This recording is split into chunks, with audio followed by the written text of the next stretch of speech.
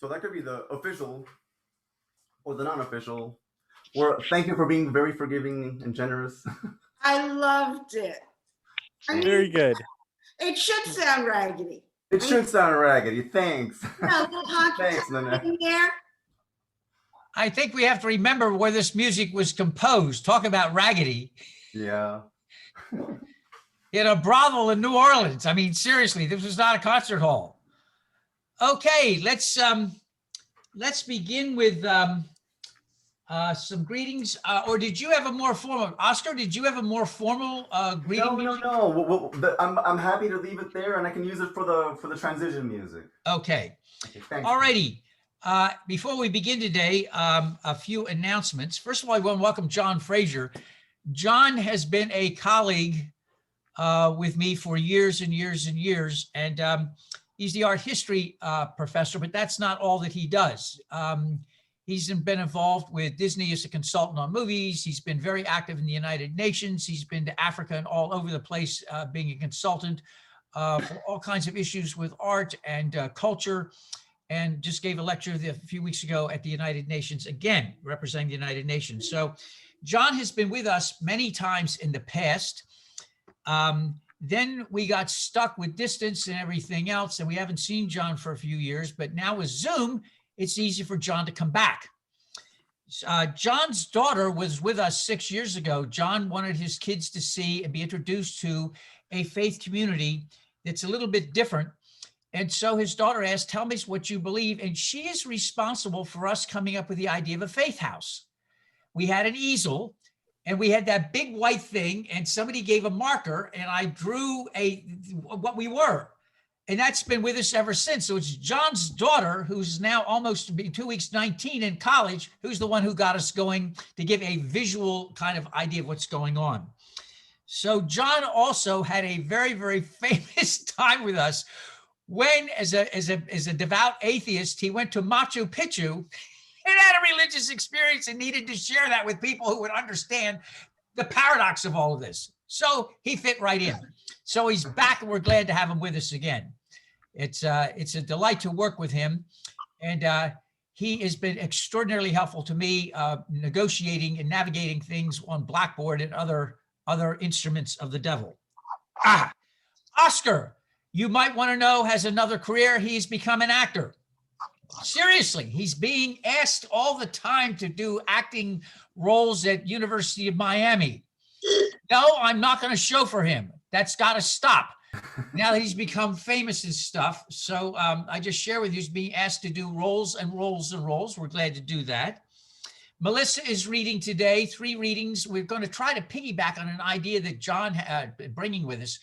There are some interesting passages in Holy Writ that bend religious experiences differently than you and I may have thought. So I picked out 3 that are a bit different. Donald Grimmy is with us for the month of March. Some of you remember Donald's picture at 2.5 next to my giant deer hound, and he's totally nonplussed, hasn't changed a bit. Some more announcements. We have holy days coming up, and liberals traditionally take off, absolutely freak out, and don't attend. Let me suggest that I would like to ask you to think of Jesus before doctrine and dogma. Think of Jesus as a Galilean who was born Jewish, raised Jewish, spoke Aramaic, and died in horrible circumstances, long before dogma and doctrine and things about him that he wouldn't even recognize. So if you go with that, I would like to recommend for us a very, very, very interesting way of doing Passover/Easter and Easter one. I like to talk about brokenness on Passover, Palm Sunday. I like to talk to us about brokenness restored. And then on Easter one, traditionally known as Low Sunday, because everybody flees, I like to talk about disenfranchised grief. There are basic kinds of griefs, but there are other griefs that people have, and they're buried. And I'm going to argue they shouldn't be buried. People, for instance, go through a divorce. People lose a pet. People have bad pain. and they're feeling grieving about what they used to be. There are all kinds of griefs that get buried and they're not mentioned, but they're very, very real and need to be honored and lifted up. So brokenness restored, and disenfranchised grief. A 1, 2, 3 for those who realize holy days are part of a rhythm of life, but it does not have to be infused with doctrines and dogmas that are very, very not helpful to many of us. I'll try to put it that way. So we have a mixed multitude today of a variety of backgrounds, a variety of religious experiences, a variety of ethnic groups all over the place, and that's why it's called All Souls. We want to welcome home Margarita, and we want to remember in your thoughts and prayers, Rory. You remember Rory Feeney's up in Lake Worth. His father is now in hospice. So if you'd be so kind then to take a moment, if you have a memorial candle, if you would remember those who have passed in the last week, keep them in your thoughts and prayers, those who've died from COVID. But in reading an article today, let us remember all of those who before COVID passed away, 8 million in 2019 from infectious diseases, most of which are preventable. People in the third world. So let us remember people who are not in our world, but another part of the planet, who are dying daily from diseases that are curable, in our thoughts and prayers. Our first introit, our only introit today, is from Native American, trying to piggyback on John Frazier's ideas of different religious experiences. We'll be listening to a few minutes of Native American ancestral chants. If you would be so kind to turn to your bulletin, and for those who you wish would read with me a call to worship from the Talmud, if we would read together. Do not be daunted by the enormity of the world's grief. Do Do justice now. Love mercy now. Walk humbly now. You are not obligated to complete the work, but neither are you free to abandon it. A morning prayer from a Hindu reading, for those of you who wish, if we could read it together. Forget who hurt you yesterday, but don't forget those who love you every day. Forget the past that makes you cry, and focus on the present that makes you smile. Forget the pain, but remember the lessons gained. May it be so. Amen. Amen.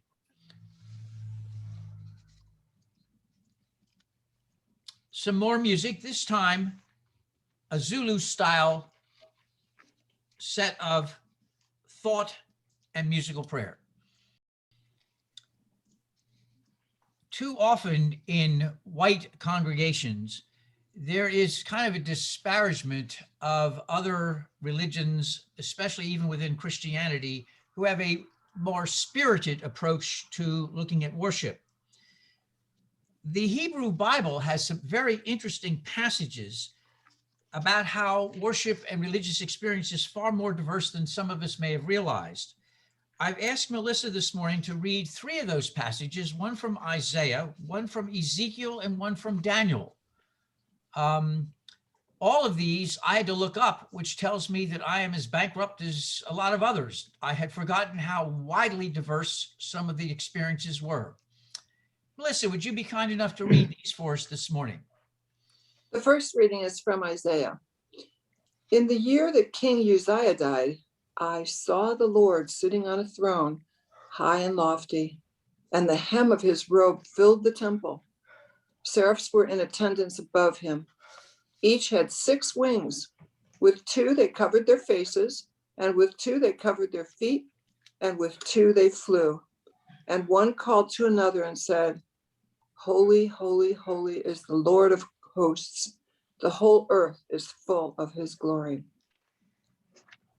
The next is from Ezekiel. He said to me, O mortals, stand up on your feet, and I will speak with you. And when he spoke to me, a spirit entered into me and set me on my feet, and I heard him speaking to me. The next one is from Daniel. I, Daniel, alone saw the vision. The people who were with me did not see the vision, though a great trembling fell upon them, and they fled and hid themselves. So I was left alone to see this great vision. My strength left me, and my complexion grew deathly pale, and I retained no strength.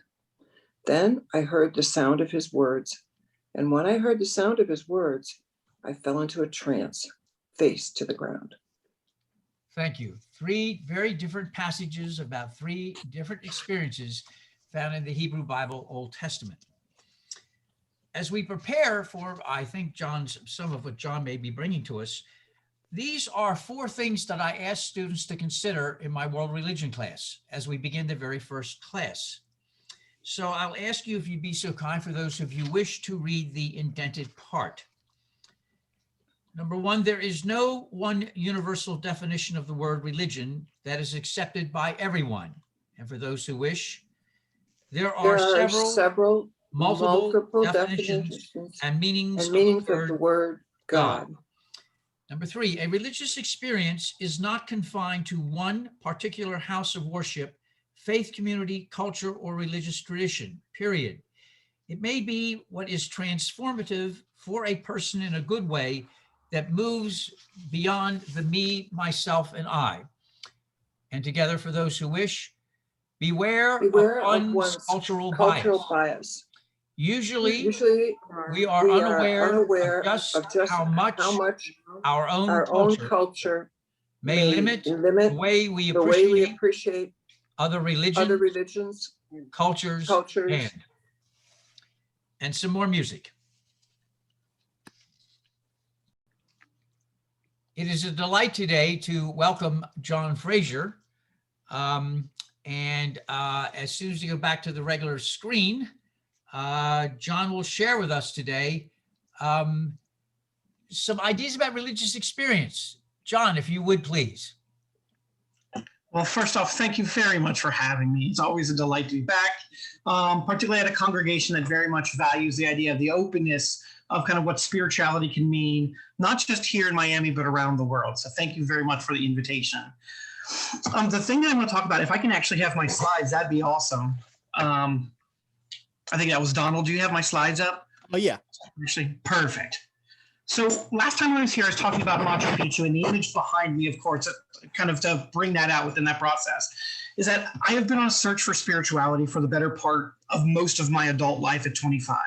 So today I'd like to start off with why I started on this search, because it was a rejection of what we call kind of what I was raised Roman Catholic in terms of a God, how I made that decision. But then knowing that there's something else beyond that kind of connects and unites all of us there, I've gone around the world in different experiences and really kind of cultivated my career to try to figure out what is it that's bringing all of humanity and all of us together? And the concept that keeps coming up that I will refer to later on is going to be something that's called the less visible world, a world of spirits, ancestors, gods, energies, of all of these other experiential kind of experiences that people around the planet have as they're trying to deal with how does humanity and divine, how does humanity and the spiritual world, how does humanity and energy come together? And so we see this in Asia, we see this in Africa, we see this in the Caribbean. So we see this all over. So here's the beginning of my story.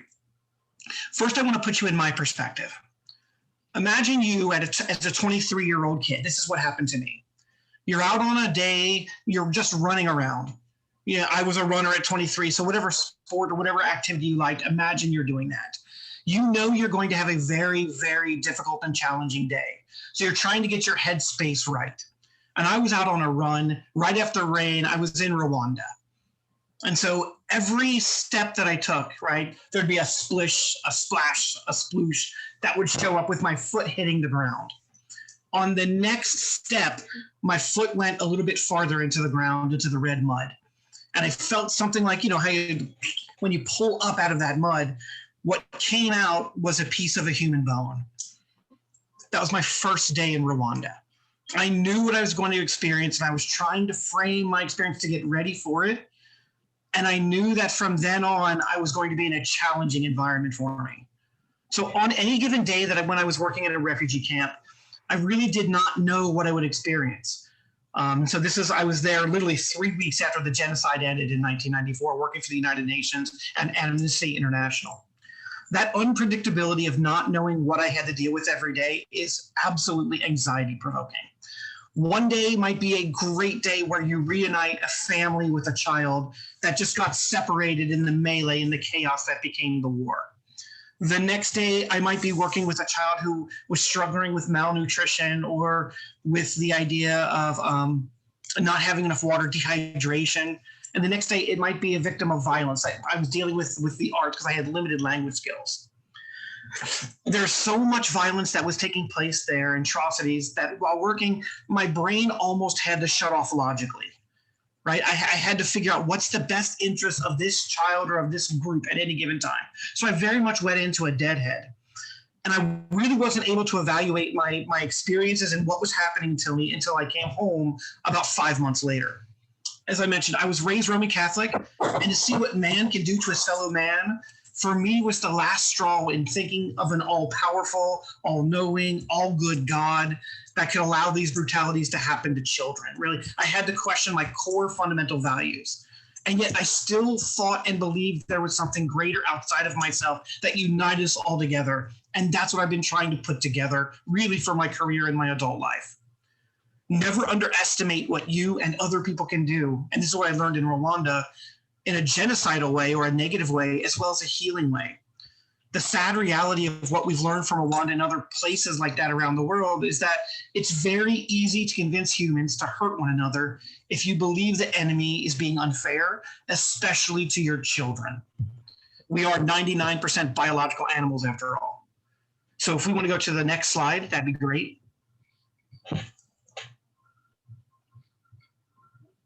There we go. To counteract these events from ever happening we need to do what churches are doing all over the planet.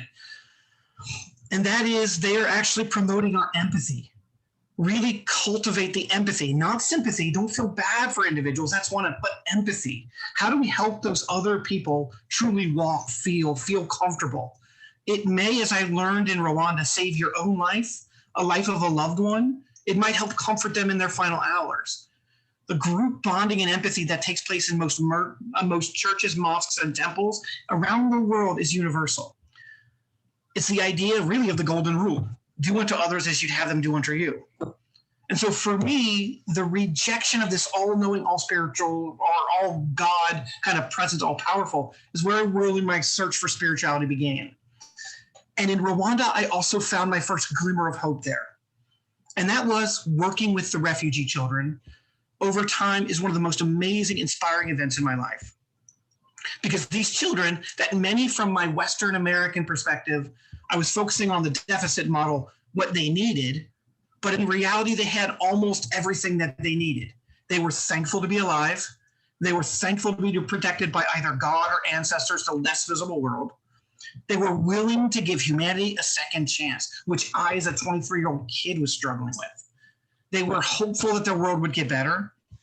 And they literally believed that they were spared because they had a bigger purpose in mind in the future. In truth, some of these children that I was working with had a happier life than me with all the advantages I had in America. And that's really what started my spiritual journey. How can they have faith in a world that's been like this? So if we go to the next slide. So in most parts of the world, there's a concept that's called the less visible world, as I mentioned, a world of spirits, ancestors, gods, energies that people interact with on a daily basis. Now, we have this in our world as well. For any of you who have ever gone through and done acupuncture, done chakra from the Indian continent, holistic healing, we have talked to your ancestors, grandma, grandpa, sons, daughters, anyone you've lost, the idea of meditation.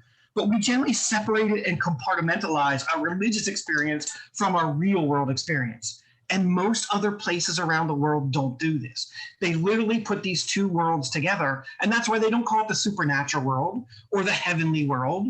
They call it the less visible world. Why? It's always there. We just can't see it, right? We have limited human perception. So let me tell you about the first experience, and that ties us into the mask. I'm going to show you about a minute clip of the video in just a moment. One Saturday morning when I was in Nigeria, my best friend, whose name was Chukwu Mekwa, which means descending from the graciousness of God. Note the same translation as my first name, John. He took me out for breakfast. And we actually went out and we were having a good old time. And all of a sudden, a bunch of his village colleagues came in and they whisked him away without explaining anything to me.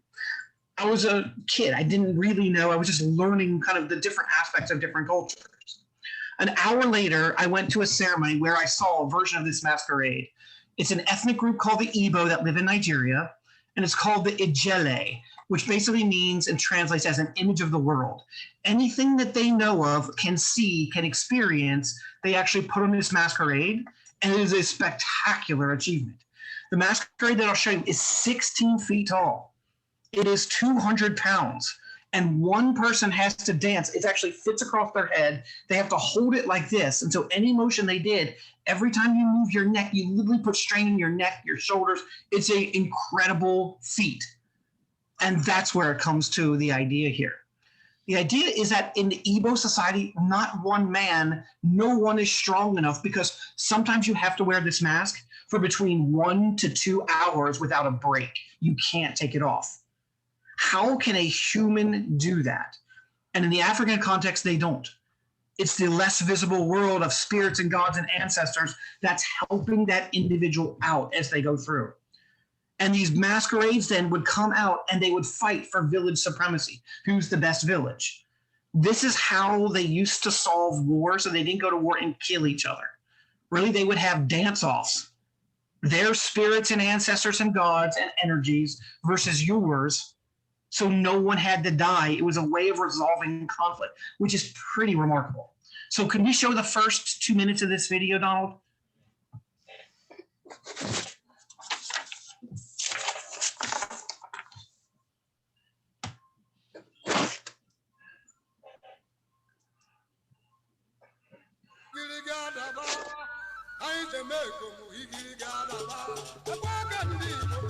There's one individual underneath there that's being brought out from the bush into the community to dance for his entire village. There's a piece of cloth that was donated from every member of the village so that everyone is represented. And they update it every year with new things they see. It's supposed to be an image of the world. Apologize for the video quality, it's an older video. You see it's about 6 feet across. You see other masqueraders that are not as powerful are coming in to help the masquerader get into the dance area. So you get a good sense of its height all the way in the background.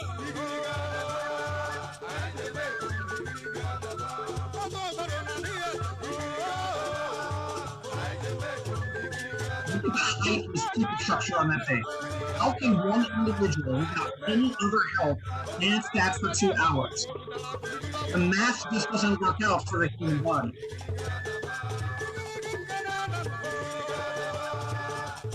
He hasn't even really started dancing yet. He's still coming out of a bush. He's still got to go back. They haven't even done a performance yet. So Donald, we can go ahead and pause that and go back to the slide then. So the way this works, and this is really what changed my career, I was studying chemistry before this, is the following idea. So 2 villages came together. I was living in a village that was called Onugu. So I'm going to use a Nugu dancer because I don't know who the dancer was. And then there's another dancer, so we'll call him the neighboring village dancer. So the first thing a Nugu dancer did, remember, completely over his head, he's got to hold it like this, can't see anything, can't see out. There's cloth 3 feet around him in every direction. It's an overwhelming aspect that shows up. So the Nugu dancer, let's see if it's coming on. We can go back 1 then. If you don't mind, Donald, go back 1. We can show him actually what the dance looked like. So the Anuvu dancer performed miracles, and that's what they call it. They actually call it miracles because it's so difficult to dance, by swirling back and forth like this. Now, every time you do that, if you feel, just do it yourself, you can feel the stress you're putting on your neck. And the other masquerader then had to follow suit or lose the battle. The other masquerader did it probably with more flair, faster, right? Putting more strain. A Nubu dancer then, from the village I was living at, tilted all the way over, putting incredible pressure on all the way on there, down on their lats. And the challenger then had to do the same thing. You could see the wobbling and the shakiness, but he got it done. And then my Anubu dancer in the village I did something that I'd never seen before. A Nubu dancer went down on his knees, remember, a 200-pound mask, and jumped all the way up to a standing position. Like, this is just something people don't do. The crowd went crazy. I mean, really, just went crazy. And the other village conceded because they knew their dancer couldn't do it. So they basically had lost the battle. They didn't lose honor or anything. It was just that the spirits, the ancestors of the less visible world were more along the idea. Now, here's the challenge for me. An hour later, I saw Chukwemeka again.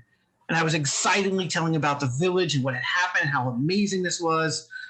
And he smiled. And I'm still, to this day, trying to figure out the smile.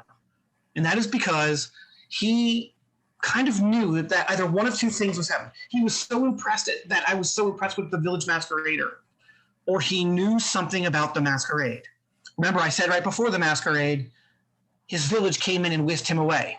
What I didn't tell you, me and him had been drinking in the morning. We were drinking this drink called palm wine, which is like a mimosa in the morning, and I was sipping because I barely drink. Chukwemeka was nearly drunk when I left him.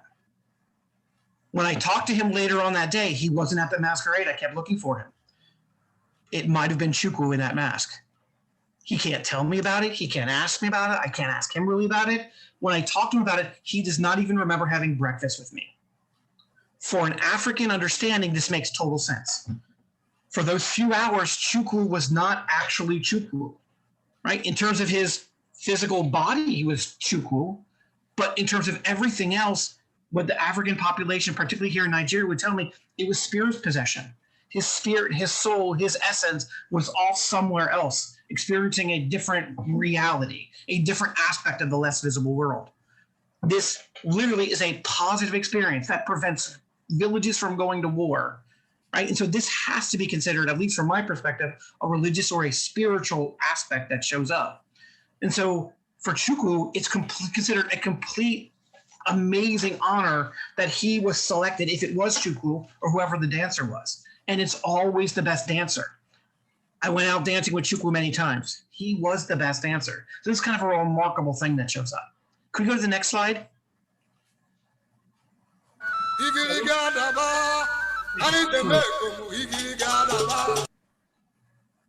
There we go. All right. I am a Haitian Vodun researcher. That's one of my specialties. So as Haitian Vodun, I've seen many things in a Haitian Vodun ceremony which I can't explain, particularly in Haiti. But the first thing, like Ken or Dr. Claus actually had mentioned earlier, let's dispel some myths.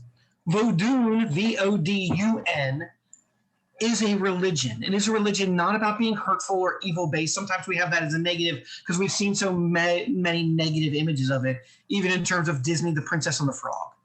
In fact, most of the negative stereotypes of Vodun, if you don't know, were created by the U.S. government because Vodun is the religion of Haiti, which overthrew their colonial masters in 1804, and Southern slaveholder plantation workers were terrified of this taking place in the United States. So we actually our government created most of the negativity about Vodun that we still continue today. I can show you all the facts if you want to look at those. It's an interesting story. So New Orleans hoodoo and what we know about voodoo is not that. We're looking actually at a religion here. So can we show the first minute and a half of this clip to show you? And this is really what African religion looks like, not just in the Caribbean, but in a lot of Africa still. Like you can go to a Christian church and see most of the things that we are seeing today. You're going to be seeing dancing, you're going to be seeing loving the spirits, you're going to see people dressed in the body of white.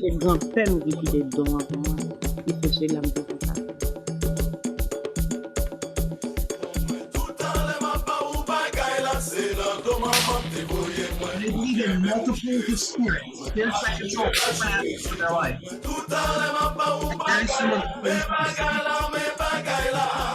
the Roman Catholic tradition.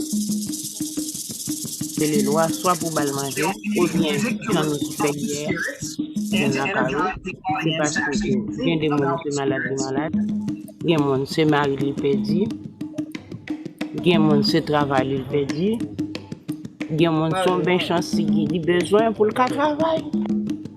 Yon ge sa vle di gi yon, yon retire sou li pou l'ka travay. Gran chemin son rit, kafwa se yon rit. Tadem? Marasa son rit, lek ba son rit.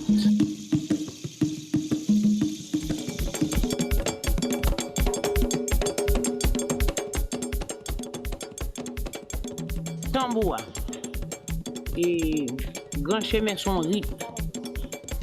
Chaque loi gen rit tambou.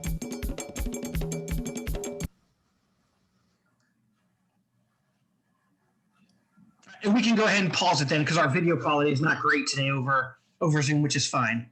But if we want to go back to that original image, that'd be lovely. So the things that I want to talk to you about within this process are the following. I've seen things in these Haitian Vodun ceremonies. Oh, you can just pause it there. That's great. We have seen things. For example, I have a friend in Haiti named Lemaire. He's a worshiper of the god Ogu, the god of iron. During a ceremony, he plunged his bare arm into a burning fire to grab a sword that was red metal hot.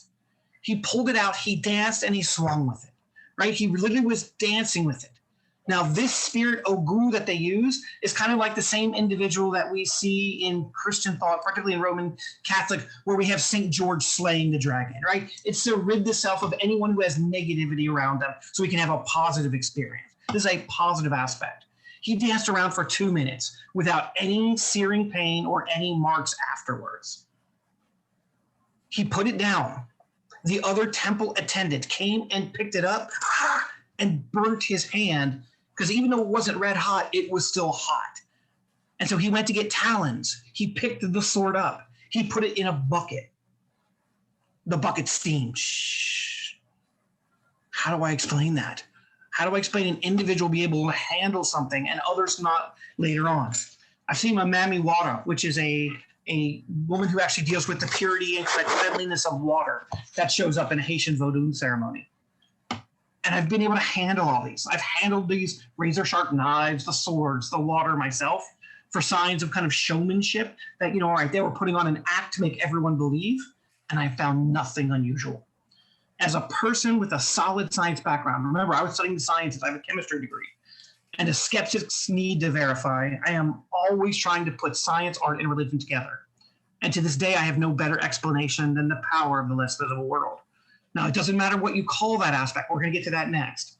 The whole idea is that less visible world of the world of spirits, ancestors, energies, gods. No wonder in certain African countries, they actually call these proofs or these beliefs, they call them performing miracles. That's what they actually refer to them, that they're showing miracles that are happening from the less visible world in our world. Can we go to the next slide then? There we go.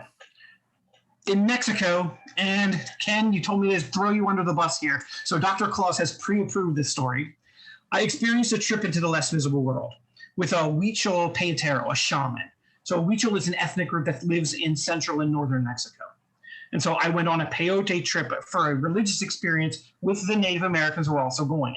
I had my own spirit guide so that I actually had the religious experience. I was very clear what I wanted and what I was hoping to avoid. Remember, this is post-Rwanda. I did not want to see that again. And so I actually started the process. After 2 hours of absolute misery, and I was in so much pain internally and couldn't stop dry heaving and thinking, and really was thinking, why didn't I listen to my brilliant professor wife who told me this was a bad idea? I emerged into what I can only consider as the less visible world. Imagine revisiting our world and all of our beautiful aspects of our world and all of our experiences with almost a stained glass. And that's why I've chosen different elements of stained glass. This is what my experience looked like. It was this bright and this colorful in an absolutely darkened sky. It was almost like a kaleidoscope, if you guys know that children's toy before. It felt like being in a Gothic cathedral through my own life. and my Peotero started to guide me. I had a mental clarity like I've never experienced before. So I really can remember almost every detail of the 4-hour experience.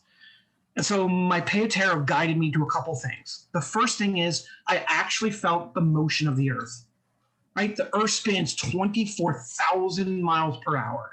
And I remember him opening up my mind and literally feeling it and having to drop to the ground and just feeling the spinning. He made me feel kind of when an ant walks, what do you feel? Like, how does the earth feel it? Like, I don't know any other way of explaining except my mind was in a completely different world. And then to prove that I was actually having real experiences, he started unlocking parts of my brain and experiencing that I wanted to see. So it wasn't necessarily logical. It really was an emotional, almost cathartic trust, curiosity of exploring another aspect. So the first thing he guided me to from my own experiences was at my own wedding, which had happened about 15 years before. And I got to dance with my grandmother at her wedding again. The thing is, my grandmother had passed 10 years before my wedding. I did not tell the Peotero this. And all of a sudden, the grandmother that I love so much, I was dancing with her at my own wedding and bawling my eyes out because it did not happen. I knew I was having an authentic, real experience. I got to experience some of the flashbacks of the happiest moments in my life, of traveling around the world in different aspects of with my kids, but in multiple colors, like 64 million colors, surround sound. And as my darker memories started to show up, the Peotero guided me into other experiences, including one that did not happen. He guided me to an experience where I was on a riverboat with my parents in rural China. My parents are not world travelers. It didn't happen. And then 5 years later, that exact experience happened to me with my parents in China. The exact same setting, the exact same boat. I remember it vividly, only without all the color. So ironically, the real experience didn't live up to the actual experience, but I had also a flashback of what was happening. When I emerged from that less visible world, after kind of collapsing and being, sleeping for 45 minutes to get out of it, I emerged in this world changed forever. Really, I had an experience of an alternative reality. And that alternative reality was of absolute peace, harmony, happiness, trust. I can honestly say that even though that experience was 15 years ago now, or probably 17 years ago now, I'm a better person, right? I had an experience that really transcended the normal reality, but really was kind of this truthful opening of what I can see. I have done my research since then. I'm a scientist. I research. I've done research then on the impacts of mescaline, the drug that's in Peotero, neurotransmitters, hormones, experience, and there is no scientific theory to explain the experience. I was given the rare opportunity to visit the less visible world, another world, and try to make sense of what already makes sense to a vast majority of the world's population. There is an all-embracing, beyond all explanation of reason, a oneness that various cultures have all discovered, no matter how we're labeling it. And this is why it shows up today. We can call it Jesus or God within the Christian faith, the Muslim faith of Allah, the Jewish faith of Yahweh, the ancestors, Chukwu in Nigeria, spirit saints, or the less visible world. I can't explain it any other way. All right, let's do one more then. All right. The Dalai Lama. Let's hold off 1 second, and then we'll go to his video. About 15 years ago, I had the privilege of meeting and doing a program with the Dalai Lama in Chicago. Ask almost anyone who's ever met him. Oh, hang on. You want to pause that for a second, Donald? The future. There, perfect. Ask anyone who's met the Dalai Lama, and they talk about a radiating presence around him. You feel it. Like there's something about happiness and joy and just being around this individual. Now, people say, oh, you feel that around also. It's not true. I've been around some of the biggest celebrities on the planet doing different work for the United Nations, right? I know Angelina Jolie. I've worked with Barack Obama, President Clinton. And yes, they bring this aura that shows up, but it's not an energy that impacts everyone and you think about later on. You think about the experience, hey, wasn't that cool? You think back upon how you met the Dalai Lama, and it's like, wow, I still feel the energy pull that shows up, right? This idea of absolute kind of calm and peace and harmony. There's this almost surrounding energy that emerges from him. And what some people have actually started to write about in Asian culture is this. It's as if he is a living embodiment of an individual that basically bridges the less visible world and the visible world. He is that pinnacle figure that when you're around, you get to feel the energy and the presence of both, right? Spirituality is with him all the time. And you can kind of feel that presence. All right, and then the last one, his video probably won't come across, so let's go to the very last, the one on the Central African. There you go. All right. And my last experience I want to share that I'm struggling with and trying to put it together and what it means, divine, inspiration, energy, spirituality, oneness, less visible world. So I got to do some work amongst the Baka and the Aka, sometimes called the pygmies because of their short height in Central Africa. No, here's me in my house in 00 and 01. Like it's a pretty small, this is me squatting down. The average height is about 4'9". This is a totally egalitarian group in the forest, and they perform a ceremony that's called the Molima. The Molima ceremony, anyone at any point can start singing at any point they want when they need healing and love. They just start singing in kind of this yodeling. It can be a man, it can be a woman, it can be a child. And if a bird starts singing, the people join with it. So it's a unity of kind of nature and the people together when anyone needs healing. And when this happens, you can join in when you want. You can step out when you want. It ends when everyone stops. It begins. So you really go in and out in any kind of spiritual presence. But here's the key. There is something that happens in that forest that I can't explain in any other way except the less visible world, and here's why. My friend at night walked me away from the camp when everyone else was singing. And you could feel it, like it's this happiness, this joyousness, like this unity that shows up. Walked me 100 feet out. I could still hear, I could still see, and it felt 10 degrees cooler. There was something about that energy in that forest being heated up. And even 100 feet away, it was much cooler, as if all the energy and concentration was in that one area. My friend didn't tell me about this. He just walked me out and he smiled because he knew what he was experiencing. He knew what he was showing me. And then he walked me to the other side of the village, exact same thing. There was something about that residual kind of prosperity and that propensity of everyone being in that one space. And so say it with me, it's the less visible world. And then so can I play that last video clip just to show you the singing? So remember, anyone can start at any point. We'll play about a minute of this.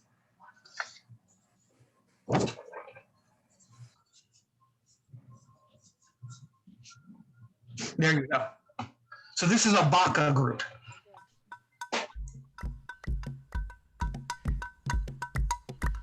Just randomly, they start singing when they need healing, when they need help. Anyone can start whenever they want, at any point. And then the village starts as well. They join in. So it's a communal healing ceremony.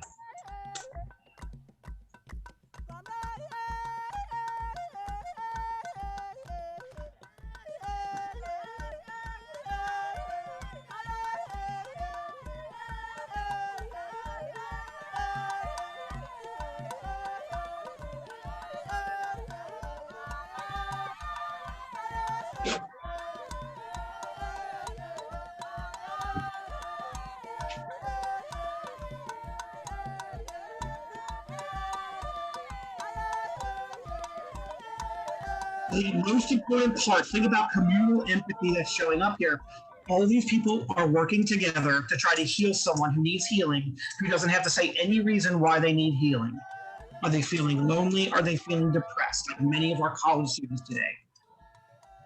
And it goes on until that person feels healed. They can step off, and someone else who needed help can just continue the ceremony.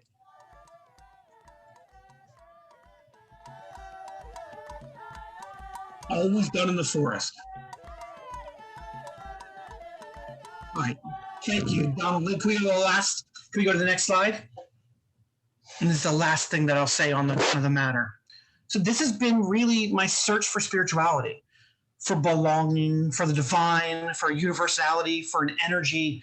I'm a consummate what I would call an experientialist. a phenomenologist. It means I'm always trying to put my experiences, knowledge, scientific studies, beliefs about the world, travel around the world in a completely open mind. I am willing to listen to anyone talk about anything and try to explain so I can try to put it in a framework. How does this make sense? These experiences have all challenged me. But with my studies then, whether it's religion, neuroscience, miracles, human experiences, I have no better explanation to put them all together than, say, the less visible world. And our visible world being connected in some kind of capacity, whether we do that through meditation, prayer, chakra, healing, however we want to look at it. Many Christians, Muslims, Jews, Hindus talk about the presence of a God, and perhaps this is what we're kind of all feeling together. It's the presence of the less visible world, this spiritual world, the supernatural world we often talk about in our world. Perhaps these two worlds are not separated at all, and that's what we're just starting to discover as we look at different people around the world and how they frame a religious experience. And that's what I'm still struggling to. What is that religious experience? And then the last slide. Thank you.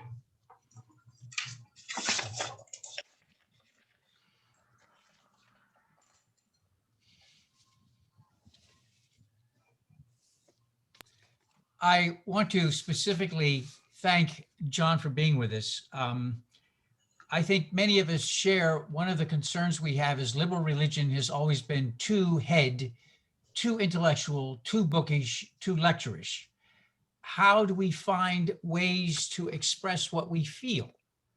And how do we genuinely own our feelings and our connections? And so John opens some doors for us and reminds us about the less visible world. And I'm glad we've had the opportunity to listen to his sharing with us. He always brings things for us to think about, which means, John, will we be welcoming you back, hopefully in the fall? I knew that was going to happen, and I hope that will. And let us continue now as we transition into our traditional meal of welcome. And we'll ask Oscar if he would play a bit of transmission music for us. Sure.